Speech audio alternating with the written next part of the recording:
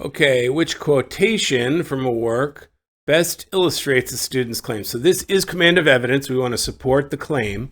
Let's read what the claim is. In a research paper, a student criticizes some historians of modern African politics, claiming that they have evaluated Patrice Lumumba, the first prime minister of what is now the DRC, primarily as a symbol rather than in terms of his actions. So the claim here is people evaluate the prime minister as a symbol. So maybe he's a symbol of hope or democracy or change, whereas they're not focused on what he did, what laws he passed, particular actions he took. So let's take a look at the answers. I think we want to see, obviously, evidence of quotes that talk about what he meant to the DRC as the first prime minister, less about what laws he pursued or actions he took. So A, Lumumba is a difficult figure to evaluate due to the starkly conflicting opinions he inspired. So he created conflict. That's not what we're looking for. B, the available information makes it clear that Lumumba's political beliefs and values were largely consistent. So that is talking a bit about his values or his particular beliefs, and it's consistent. That says nothing about him as a symbol. So that's not evidence of the student's claim. C, Lumumba's practical accomplishments can be passed over quickly. This is the quote. That looks good, right? We're not focusing on his actions. It is mainly as the personification of independence, Congolese independence, that he warrants scholarly attention. So personification is you're symbolizing somebody as, a human that really isn't, right? So this is symbolism. This is symbolism. C is the answer. D, many questions remain about Lumumba's ultimate vision for an independent Congo without new evidence coming to light. These questions are unlikely. No, that's just saying we still have questions. C is the answer. Okay, if true, which finding about remote sensing images supports the colleague's conclusion? Okay, so it has to be a finding about the remote sensing images, whatever they are. And it's got to support the conclusion. Let's figure out what that is. Archaeologists have held that the Kasarbi culture, which emerged in the southwestern Amazon basin in the first millennium CE, was characterized by a sparse, widely distributed population and little intervention in the surrounding wilderness. So they're widely distributed. They're not in like cities and things, and they really didn't affect the wilderness. In other words, maybe they didn't clear-cut areas for farming or build big Mayan temples or anything like that, or the equivalent thereof. So recently, however, archaeologist Heiko Pruma's colleagues conducted a study of the region using remote sensing technology that enabled them to create three-dimensional images of the jungle-covered landscape from above. Okay, that's what it is. And they concluded that the people developed a form of urbanization in the Amazon basin.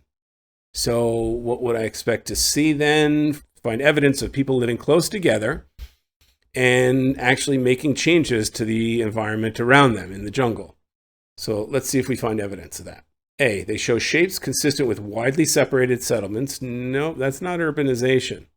Of equal size, uncultivated jungle, that's not having intervention in the jungle. So that is not consistent with our claim, the claim that they actually had urbanization.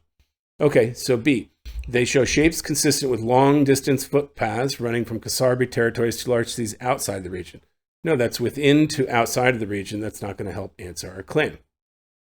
C, they show shapes consistent with scattered small farms created by clearing jungle. Scattered small farms? No.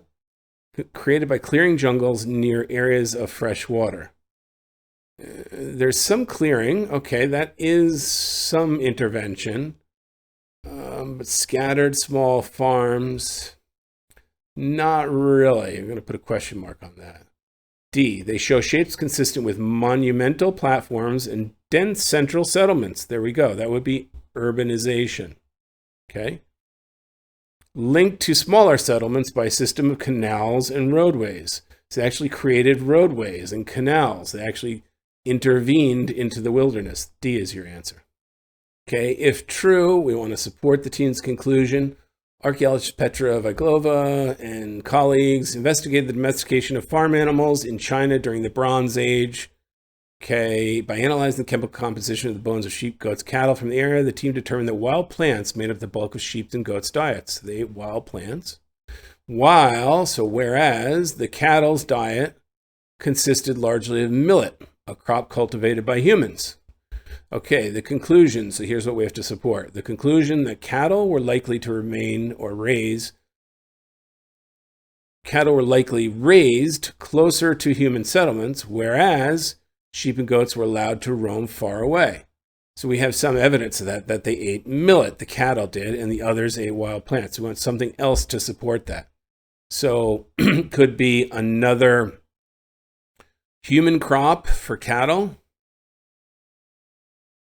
Or the other side of this is sheep and goats were allowed to roam, maybe a different crop or different evidence goats roamed.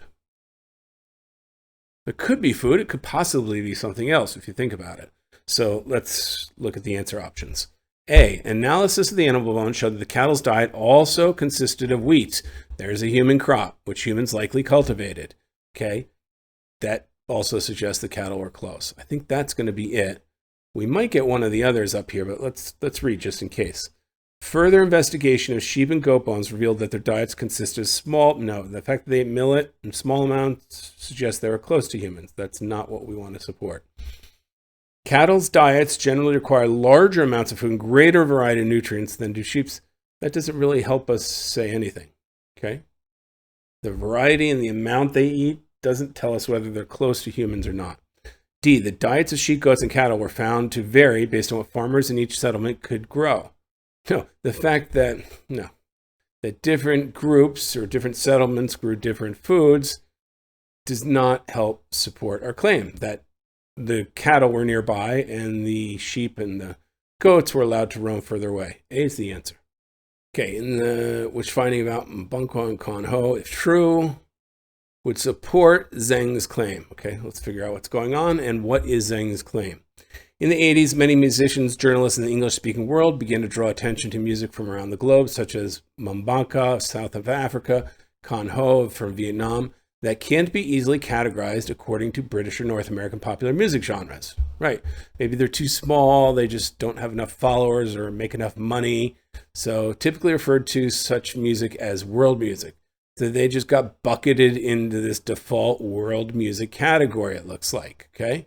So they didn't really fit anywhere, at least not in the British or North American popular music scene. So while some scholars have welcomed this development for bringing diverse musical forms to prominence in countries where they'd been previously overlooked, musicologist Su Zheng claims that the concept of world music homogenizes, so this is the claim we want to support, world music, this bucket or genre, homogenizes highly distinct traditions by reducing to all one single category. Yes, these were two different musics from different areas, and they're being bucketed as one. So if we have some additional evidence that these are different, say, they're from different countries, are they different types of music fundamentally, then that would be supportive of the claim. Okay. Mbonko and Konho developed independently of each other and have little in common musically. Yeah, these are totally different, right?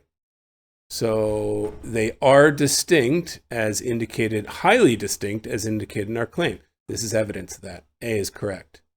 B, Mbonko is significantly more popular in the English-speaking world. No, it's not about more popular. Again, we get these answers where they put in more popular, more successful. They're generally not right.